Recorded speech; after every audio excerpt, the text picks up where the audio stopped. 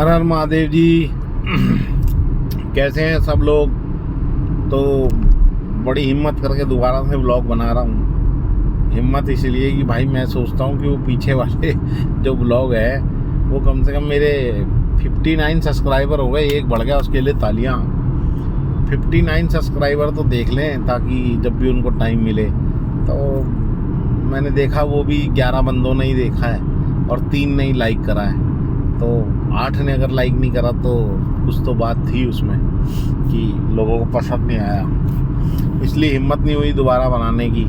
फिर आज जो है मैंने सोचा कि चलो एक ब्लॉग बना के रखा हुआ था वो अपलोड करवाया है बिटिया से, और आज जो है फिर एक और बना लेते हैं। अब वो डाला है, अब कल ये डाल देंगे।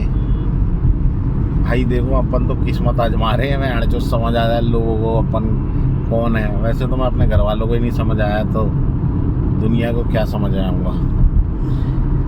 बाल वाल कटा लिए थे मैंने, और हुआ क्या जी, वो हमारे रतन टाटा जी के बारे में आपको पता ही लगा होगा।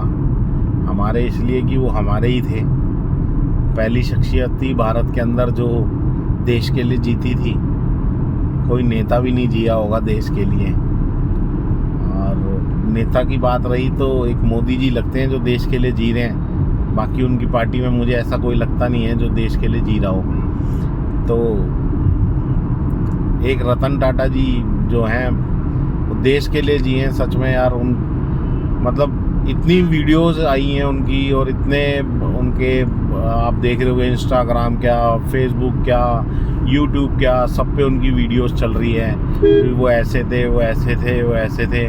और मेरा इंटरेस्ट बस एक ही था कि सबके कमेंट पढूं कि लोग क्या लिख रहे हैं। भाई साहब मैंने करीबन 1000 से ज़्यादा वीडियोस देखी होंगी उनकी, इंस्टाग्राम पे, यूट्यूब पे और फेसबुक पे। किसी भी वीडियो के अंदर कोई भी कमेंट उनके खिलाफ नहीं था। कोई लिख रहा है हमने भारत का रतन खो दिया, कोई लिख रहा है कि उनको रतन मिलना चाहिए, कोई लिख रहा है कि उनको वो देश का मतलब देश का बहुत बड़ा नुकसान हो गया। तो देखो यार, नुकसान की बात है, एक उम्र तो थी उनकी, मगर थोड़ी सी जल्दी चले गए। हमने मतलब मैंने भी ऐसा एक्सपेक्ट नहीं किया था कि भाई इतनी जल्दी हो जाएगा। मगर ठीक है यार, भगवान को अच्छे आदमियों की ज़रूरत होती है, और धरती पे भगवान वो थे। भाई साहब इतनी तारीफ़ सुनी है लोगों की। अभी एक बंदे ने वहाँ पे जाके वीडियो बनाई, ब्लॉगर था उनके घर के आसपास। तो जो लोग इधर उधर मिले उनसे पूछे थे। भाई साहब 10 लोगों से उसने पूछा होगा कैसे आदमी थे, तो 10 ने ये कहा भाई साहब बस क्या बताऊँ, जो आदमी इनके पास जाता था उसकी मदद करते थे। जो आदमी उसके पास जाता था उसकी मदद करते थे वो। भाई साहब सच में अगर भगवान धरती पे था तो रतन टाटा जी थे। तो अब वो हमारे बीच में नहीं रहे, तो मैं तो सच में दिल से उनको नमन करता हूँ कि यार ऐसी शख्सियत बहुत कम होती है। वीडियोस बहुत आई, बहुत देखा हमने, लोगों ने अच्छी अच्छी वीडियोस बनाई है उनके ऊपर कि वो क्या बोलते थे, क्या उद्देश्य थे। जब इंडिका लॉन्च हुई थी, फेल हुई, उसके बाद वो फोर्ड वालों ने उनके साथ क्या किया, कैसे किया, उन्होंने फोर्ड खरीद दी। तो भाई साहब सच में ऐसे लोग जो है हिंदुस्तान में बहुत कम मिलते हैं। अब दुनिया ये कह रही है उनको रतन मिलना चाहिए। भाई उनका नाम ही रतन है। वो तो उनको ये सब उपाधियाँ तो सरकार को जीते जी देनी चाहिए थी, और किसी के मरने के बाद ऐसी उपाधि दे के क्या फ़ायदा। जीते जी उसको, और वो भारत का ही रतन नहीं है भाई, पूरे संसार का रतन है, पूरे वर्ल्ड का रतन था वो। भाई साहब बंदे थे वो। बहुत कुछ सुना है यार उनके नाम में, कभी मुलाकात तो नहीं हुई, कभी देखा भी नहीं उनको हमने टीवी के अलावा। तो बस यही है कि यार ऐसी शख्सियत से मिलना बहुत ज़रूरी होता है। अब हमारा नसीब नहीं था मिलने का, तो इसलिए नहीं मिल पाए हम। देखो गुड़गांव में संडे को भी जाम लगा हुआ है, संडे को भी जाम लगा।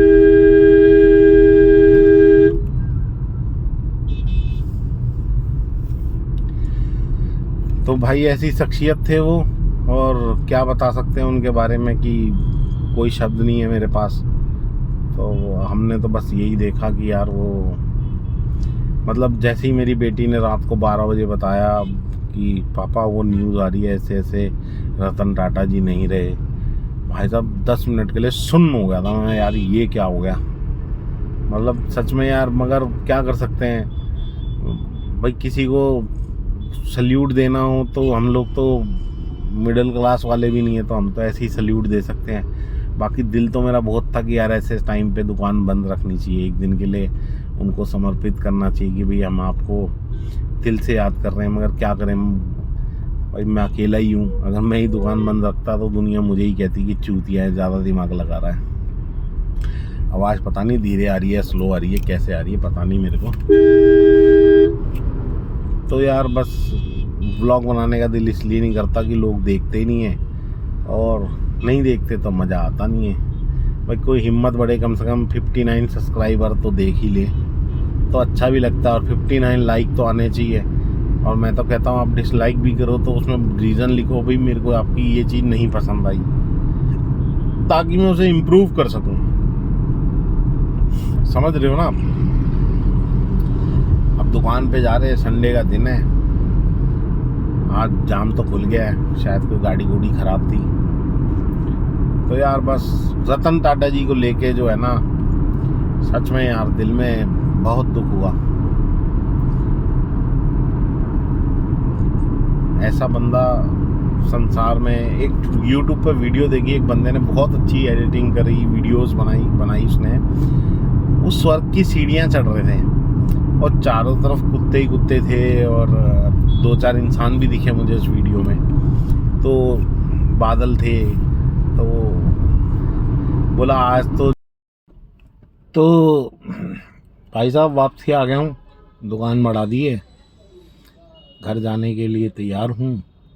महेंद्र की दुकान पे, जो ऊपर पर्दे वाले की दुकान पे दिखाया था ना आपको, उसके कस्टमर आया इसलिए दुकान दोबारा खुली है। देखो दुकानदार की ज़िंदगी। गाड़ी में बैठ गए थे, कस्टमर आया, अरे भैया मैं आया हूँ भागता हुआ आपके लिए, यार दुकान खोलो खोलो। दुकान खोल दी कस्टमर के लिए। अब वो लेके जाएगा क्या, 3000 रुपये का माल चाहिए बस उसे। ये ज़िंदगी है। मैं इसलिए वापस आया कि भाई साहब मुझे एक बात याद क्या आई, मैं एक रील देख रहा था, एक पंजाब का आदमी है कोई, बहुत अच्छी बातें कर रहा था। वो बता रहा था कि हम 2 भाई थे और शादी के बाद से बननी बंद हो गई, इसलिए अलग अलग हो गए। इसलिए बंद हो गई कि हमने आना जाना भी छोड़ दिया एक दूसरे के यहाँ। किसी के यहाँ भी कोई फंक्शन होता है या कोई बातचीत होती तो हम नहीं आते एक दूसरे के यहाँ। तो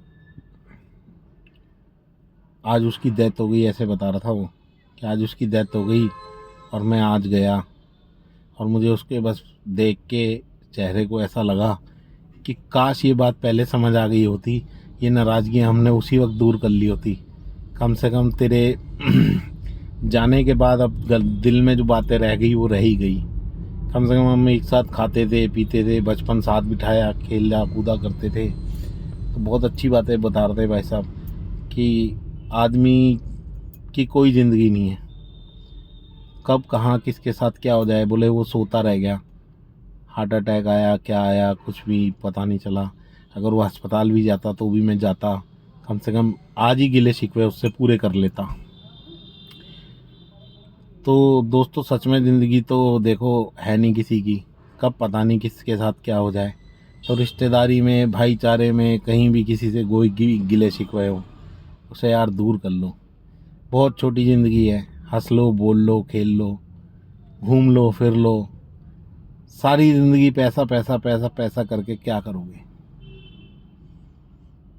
देखो पैसा ठीक है, ज़रूरत है, मगर हम लोगों ने ना, हम इंडियंस ने अपनी ज़िंदगी ख़राब कर दी है। सुबह से शाम तक पैसा पैसा पैसा। हफ्ते में जब हम छोटे थे ना, तो पिताजी हफ्ते में एक बार हमें बाहर कुछ ना कुछ खिलाने ले जाते थे। 3 बहनें और मैं, मम्मी पापा, 5 जने हम। हर हफ्ते का नियम था पापा का, चाहे सैटरडे हो चाहे संडे हो, शाम को उन्होंने ले जाना कि चलो बेटा आज कुछ बाहर खा के आएंगे। कभी डोसा खा रहे हैं, कभी कुछ खा रहे हैं, कभी कुछ खा रहे हैं।